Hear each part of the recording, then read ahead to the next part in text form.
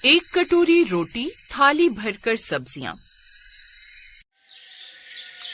आरव मुंबई शहर में रहने वाला एक इंजीनियर लड़का था जो महाजन परिवार का इकलौता बेटा था। उसके परिवार में उसकी माँ सुनीता महाजन, पिता आलोक महाजन और दो बहनें किंजल और नितिका महाजन थी। एक रोज गांव से मनोहर के यहाँ से शादी का कार्ड आया, उसकी बेटी शन्नू की शादी है।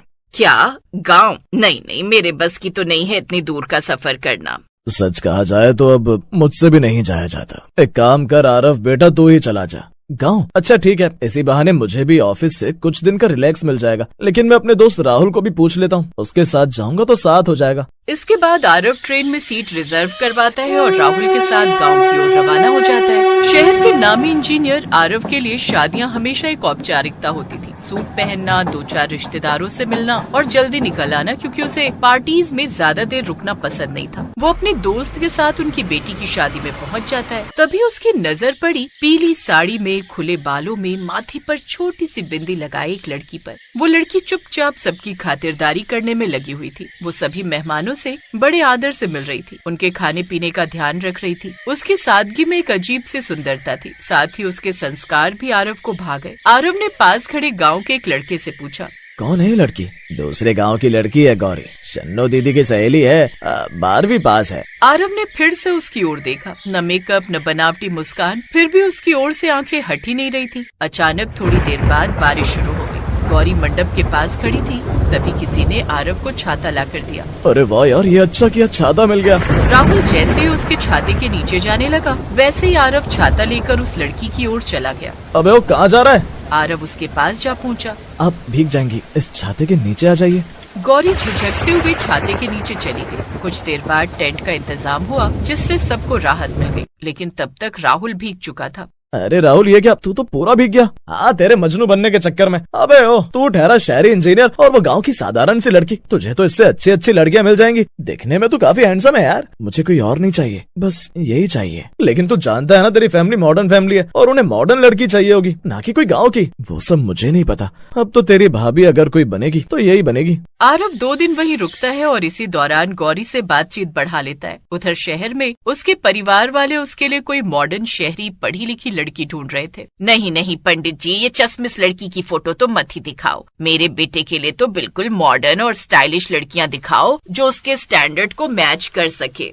सुनीता जी, आपको बहुरानी लानी है या कोई शोपीस? आप चुप रहिए जी, मेरा बेटा है, अपने हिसाब से लड़की चुनूंगी। इधर सुनीता आरव के लिए लड़कियां देख रही थी, लेकिन उधर आरव गौरी को पसंद करके आ जाता है और घर आकर अपने परिवार वालों को भी गौरी से शादी करने के लिए मना लेता है और अपने बेटे की पसंद के आगे उनको झुकना ही पड़ता है। और वो गाँव जाकर अपने बेटे का रिश्ता गौरी के साथ पक्का कर देती है और कुछ दिन बाद गौरी दुल्हन बनकर शहर आ जाती है। शादी के बाद वो अपने शहर में आती है, जिसके बाद वो आरव के साथ कुछ दिन के लिए गोवा घूमने चली जाती है। घर आकर वो सबको अपनी फोटो दिखाती है। अरे ये क्या भाभी, आप तो गोवा में भी साड़ी पहनकर ही घूम रही थी। सीरियसली, आपको भी ना फैशन की ना बिल्कुल भी सेंस नहीं है भाभी। भला गोवा में जाकर साड़ी कौन पहनता है? लेकिन साड़ी तो हमारा भारतीय परिधान है और मुझे नहीं लगता कि इसमें कोई बुराई है। अगर मैंने वहाँ ये कपड़े पहन भी लिए, हम कहीं भी जाएं, लेकिन हमें अपनी संस्कृति नहीं भूलनी चाहिए।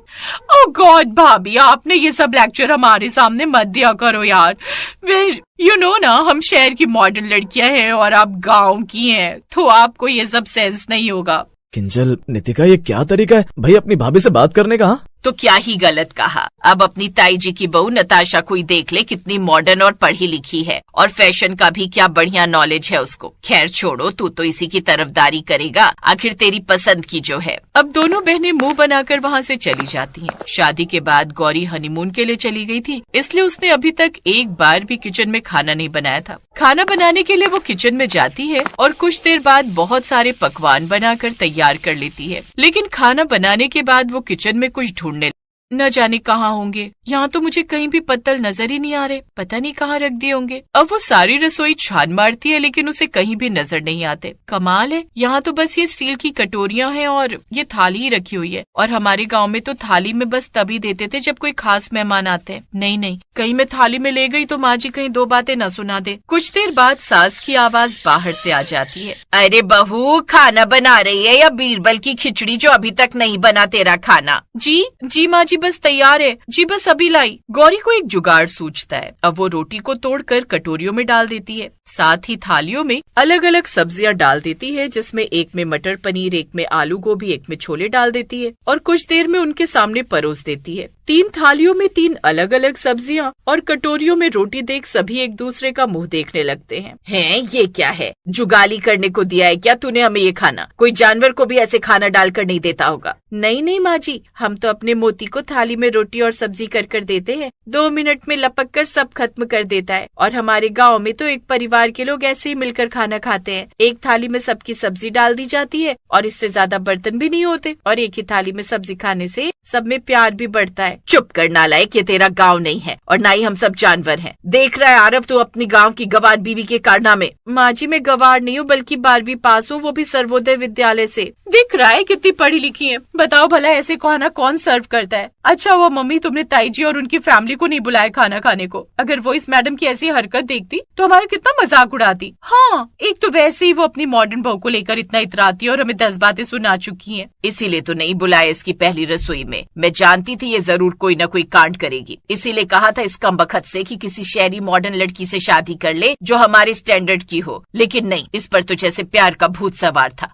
अरे बस भी करो, बहू बेचारी शहर में नई आई है, धीरे धीरे यहाँ के तौर तरीके सीख जाएगी। अब वो सब बिना खाए ही वहाँ से उठ जाते हैं। गौरी को ये सब देखकर बड़ा बुरा लगता है। फिर आरव उसे सारी बात बताता है। गौरी, माँ की बातों का बुरा मत मानना। शहरों में सब्जी कटोरियों में परोसी जाती है और रोटी थाली में। आगे से ध्यान रखना। अच्छा मैं चलता हूँ, ऑफिस के लिए लेट हो रहा है। आरव ऑफिस के लिए चला जाता है और सुनीता भी अपने पति के साथ एक रिश्तेदार को हॉस्पिटल देखने चली जाती है और किंजल और नितिका भी अपने कॉलेज चली जाती हैं। अब घर में अकेली गौरी ही बचती है। ओफो, सारा घर बिखरा पड़ा है। माँ जी के बेडरूम से लेकर ननद जी के कमरों का बड़ा ही बुरा हाल है। कोई बात नहीं, मैं भी तो यहाँ बैठकर बोर हो रही हूँ। अब गौरी सारे घर की अच्छे से बैठकर सफाई करती है और उसे इन सब में 4 घंटे लग जाते हैं। फिर जब उनके घर वाले आते हैं तो अपने घर को देखकर बड़े खुश होते हैं। सुनीता भी अपने घर का हाल देखकर खुश तो हो जाती है। नई बहू के आने से अब घर काफी साफ रहता था। ऐसे ही कुछ दिन बीत जाते हैं। एक रोज वो किसी पार्टी में जाते हैं जहाँ उनकी ताई सास भी अपनी मॉडर्न बहू को लेकर आई होती है, जिसने काफी मॉडर्न शॉर्ट ड्रेस पहनी हुई थी। जबकि गौरी वहाँ भी साड़ी पहनकर ही जाती है और सबके पाँव छूती है। जबकि मॉडर्न बहू किसी से ठीक से बात भी नहीं करती। सुनीता, अब तो अपनी इस गाँव की बहू को शहरी तरीके के कपड़े पहनना सिखा दे। इसको समझाइए इसका गाँव नहीं है।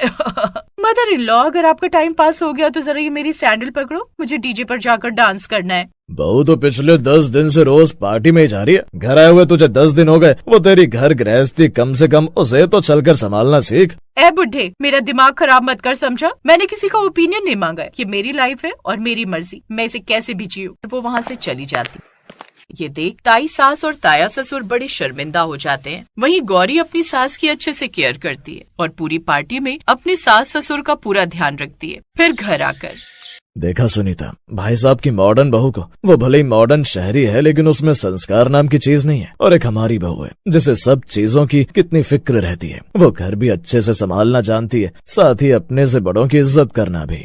आप ठीक कहते हो जी, अपनी गौरी सच में ही एक अच्छी संस्कारी बहू है। अब वो सभी घर वाले गौरी को खूब प्यार करने लगते हैं और अब उसकी ननद भी उसे शहरी तौर तरीके सिखा देती हैं, जिससे अब वो सब एक साथ खुशी खुशी रहते हैं।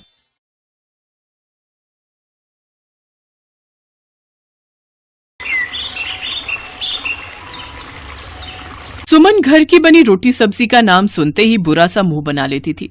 उसी बात को लेकर सास बहू दोनों में रोजाना तू मैं हो ही जाती थी। सुमन, ये क्या, तुमने बाहर से कुछ खाने का मंगवाया है क्या? हाँ, वो मैंने रसोई में देखा, आप रात के खाने के लिए भिंडी काट रही हो। मेरे से सूखी रोटी सब्जी नहीं खाई जाती, इसलिए मैंने नूडल्स और मंचूरियन मंगवा लिया। बस, अब मैं तुम्हें कुछ बोलूंगी तो तुम्हें बुरा लगेगा कि मैं तुम्हें खाने के लिए टोक रही हूँ। ये रोजाना बाजार से जो तुम खाने का सामान मंगवाती रहती हो ना, सेहत के लिए कितना खराब है, ये तुम्हें बाद में पता चलेगा। मम्मी जी, दुनिया बाजार का खाती है, हम खा लेंगे तो क्या बीमार पड़ जाएंगे? ऐसा नहीं होता, ये सब बेकार की बातें हैं। मुझे कुछ नहीं होता, मैं बिल्कुल ठीक हूँ। अच्छा, मुझे बहुत तेज भूख लगी है। राजीव तो रात को लेट आएंगे, मैं तो खाना खा रही हूँ, आप खाओगे? नहीं, मैं तुम्हारे ससुर जी को पहले रोटी दे दूं, उसके बाद खा लूंगी। तुम खा लो, भिंडी रोटी लेनी हो तो ले लेना, साथ में मैंने रोटियां ज्यादा बना दी थी। ठीक है, एक ले लूंगी रोटी, मन होगा तो। सुमन अक्सर ही रोटी सब्जी बनने के टाइम पर बाजार से ऑर्डर कर देती थी या फिर सूखी सब्जी बने तो उसके साथ कुछ और बनाने की तैयारी कर लेती थी। सुमन, आज मंडी से करेले लेते आऊं? तुम्हारे बाबूजी कई दिनों से करेले आलू प्याज की सब्जी खाने के लिए कह रहे हैं। तो हम सब क्या खाएंगे? वही रोटी सब्जी जो बनेगी, और क्या खाना है। मैं मंडी होकर आती हूँ। सुमन की सास सुषमा सब्जियां लेने मंडी चली जाती है। रात को सुमन रोटी सब्जी बनाकर तैयार कर देती है, पर अभी सुमन कढ़ाई में कुछ और बना रही थी। तभी सुषमा रसोई में आती है। अरे सुमन, ये क्या बना रही हो? वो मेरा ना रोटी सब्जी खाने का मन नहीं था, इसलिए मैं अपने लिए नूडल्स बना रही हूँ। अरे तो अब तुम्हारा नूडल्स खाकर पेट भर जाएगा, तो क्या तुम अब फिर रोटी सब्जी नहीं खाओगी? बहू, ये सब ठीक नहीं। रोटी सब्जी खाना भी बहुत जरूरी है। हर समय ये उल्टा सीधा खाने से पेट को नुकसान होता है। मेरा बिल्कुल मन नहीं था रोटी सब्जी का, इसलिए मैंने नूडल्स बना लिए। हर समय रोटी सब्जी नहीं खाई जाती। आप सब खाओ ना रोटी सब्जी, आपको थोड़ी रोका है। रहने दो मम्मी, जब ये नहीं सुनती तो कहना बेकार है। छोड़ो तुम, ये रोजाना के तू मैं से मेरा सिर दर्द होता है। अरे सुषमा, आज रोटी मिल जाएगी या भूखा ही सोना पड़ेगा? हाँ, ला रही हूँ। ये रोजाना की चिक चिक से ना मेरा दिमाग खराब हो गया है। अब दिखाती हूँ इन्हें कल से कि रोटी सब्जी बनाना होता क्या है। अगले दिन सुमन की हरकत से हर कोई अनजान था कि वो क्या नया करने वाली है।